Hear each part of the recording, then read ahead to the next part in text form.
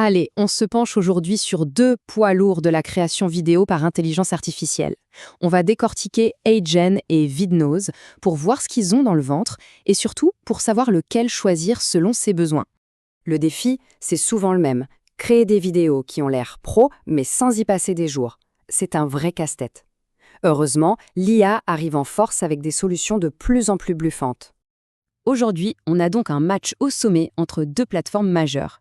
D'un côté, HeyGen, qu'on va appeler le professionnel, et de l'autre, Vidnose, le créateur. Deux noms, deux philosophies complètement différentes, on va le voir. Bon, passons au premier regard. Pour qui sont faits ces outils au juste? C'est ça la vraie question. Analysons un peu leur profil et ce qui compte le plus pour chacun. Alors, HeyGen, son ADN, si on veut, c'est vraiment de produire des présentateurs qui ont l'air réels, quasi humains. C'est clairement pensé pour du contenu formel, sérieux. Ici, on cherche la qualité et la crédibilité avant tout. Windows, lui, c'est une autre histoire. L'idée, c'est que tout soit super simple et super rapide à prendre en main.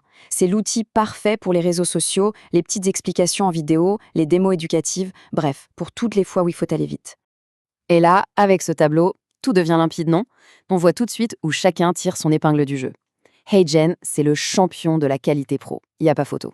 Mais alors Vidnose, il gagne haut la main pour les débutants et pour son offre gratuite qui est bien plus généreuse. Ok, on a parlé de l'image, mais une vidéo, c'est aussi le son. C'est même crucial. Alors, allons voir ce qu'ils ont dans le ventre côté audio et surtout côté voix off. Chez HeyGen, l'objectif est clair. La voix de l'intervenant doit être parfaite. Qu'elle soit générée par l'IA ou que ce soit un vrai enregistrement, tout est optimisé pour que la synchronisation avec les lèvres de l'avatar soit impeccable. C'est leur obsession. Vidnose, de son côté, est beaucoup plus souple. On peut facilement superposer les sons, ajouter une petite musique de fond, ce genre de choses. C'est génial pour les vidéos explicatives. Bon, en contrepartie, la synchro labiale est un peu moins bluffante, il faut le reconnaître. Et voilà, le compromis dont on parlait, il est là, noir sur blanc. Avec HeyGen, on mise tout sur un réalisme vocal haut de gamme. Avec Vidnose, on choisit la flexibilité, la boîte à outils audio complète. Les fiches techniques, c'est bien beau, mais en pratique, ça donne quoi? Comment ça se passe sur un vrai projet? C'est ça qui compte au final. Prenons un cas concret. Imaginez, on doit créer une vidéo de formation pour des enseignants.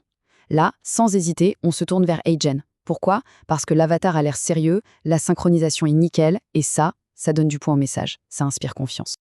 En fait, c'est assez simple. Si on a besoin d'un présentateur qui parle face caméra, au cœur du message, c'est HeyGen. Si c'est pour commenter des images, des slides, pour expliquer un concept en voix off, là, Vidnose est parfait. Les deux proposent une version gratuite, c'est vrai. Mais alors, quand est-ce qu'on sort la carte bleue?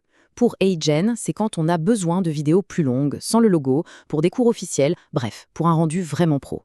Pour Vidnose, c'est plutôt quand on veut publier en haute qualité pour que ça rentre bien sur les plateformes. Allez, c'est l'heure du verdict. On résume tout ça avec une recommandation simple et claire pour s'y retrouver. En fait, la meilleure approche, c'est peut-être de voir ça comme un parcours.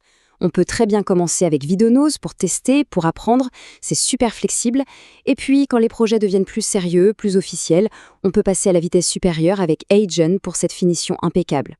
Au bout du compte, la question n'est pas quel est le meilleur outil dans l'absolu. La vraie question, c'est quel outil va le mieux servir une histoire donnée. Parce que tout part de là, du message qu'on veut faire passer et des personnes à qui on s'adresse.